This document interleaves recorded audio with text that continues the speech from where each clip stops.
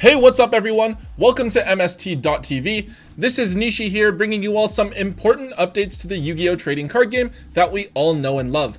With how drastically COVID-19 has taken over our day-to-day lives, effective immediately, there are some important updates being made to the game with respect to both gameplay itself as well as tournament procedures.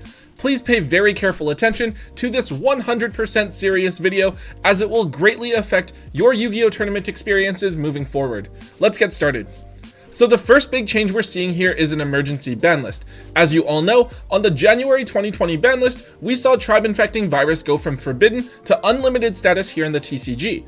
This of course proved to be a huge mistake, as tribe infecting virus has not only ruined the entire current TCG format, but also the next several months of 2020.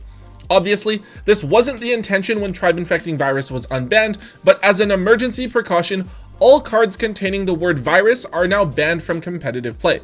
This includes not only tribe infecting virus, but also cards like electric virus, eradicator epidemic virus, and crush card virus as well. The big surprise here is that these cards have also been deemed too powerful for the traditional format as well, and while you still can play cards like Graceful Charity and Painful Choice, you will not be able to play with any of these virus cards. The next change here is a smaller one, but one that has been deemed very necessary given the sheer amount of play that this card has seen this format.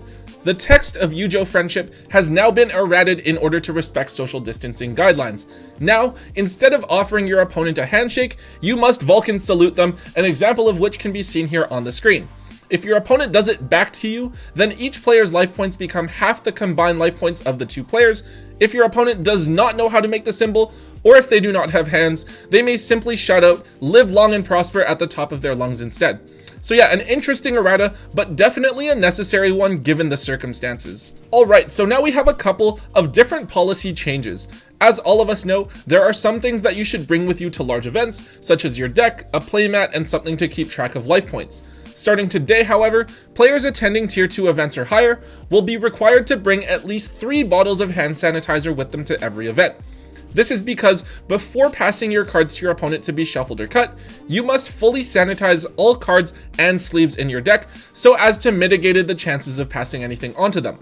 This must be done not only at the beginning of each match, but also each time your opponent cuts your deck after you search.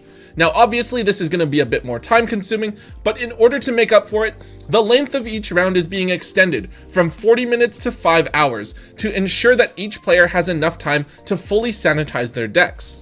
Another policy change here, so it has been reported that COVID-19 can survive for up to 24 hours on cardboard and 2 to 3 days on plastic and stainless steel.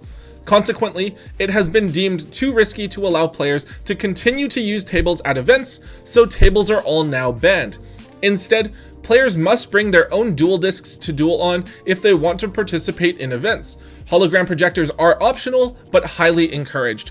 It should be noted that any variation of dual discs from any era of Yu-Gi-Oh is acceptable, although they do have to be an official one. Also, to ensure that players are social distancing while playing, all Yu-Gi-Oh events for the foreseeable future will take place on football fields, rain or shine. If too many players are in attendance, tournament hosts will be responsible for either cutting off the number of players appropriately or providing a second football field within a reasonable walking distance of the first. And the last update that we have here is with regards to zoning. That's right, we have another zoning rule being introduced into the game, basically being implemented alongside the Master Rule 5 changes. The rule change here is that all monsters on the field must maintain social distance from one another, because of course this is a children's card game and we don't want the monsters to be setting a bad example for any children watching. So let's say I summon a monster to the zone in the far left column. This means that I will not be able to summon a monster to either the second from left main monster zone or the left extra monster zone. Monsters can be summoned to the extra monster zone only if both players don't control monsters in any of the 6 monster zones that touch the extra monster zone. Obviously, even if you have a link arrow opening up a zone, you may not summon a monster to that zone. Now of course these rules only apply to duels. At your own home, you and Dark Magician Girl do not have to maintain any sort of social distancing, ya nasties. Alright guys, that is it for the latest updates to the official Yu-Gi-Oh tournament policy. Hopefully you can all tell that I am being 100% serious with this announcement, so please make sure you follow these guidelines extremely strictly with any events that you attend for the foreseeable future. if you guys are looking for some less serious Yu-Gi-Oh content, make sure that you guys check out the video that Tombox posted earlier this morning, where he goes over his secret work on Yu-Gi-Oh! Omega. And of course, as you guys asked, I'll have my overview of the Eldritch archetype posted tomorrow morning as well. Anyways guys, if you enjoyed this update and found it informative, please do leave a thumbs up and let me know your thoughts on everything in the comment section below. And if you would like to keep up to date with all of the latest Yu-Gi-Oh news, just like in this video, then please consider subscribing to Tombox and myself. And until next time guys, don't forget to hold on to your MST.TV.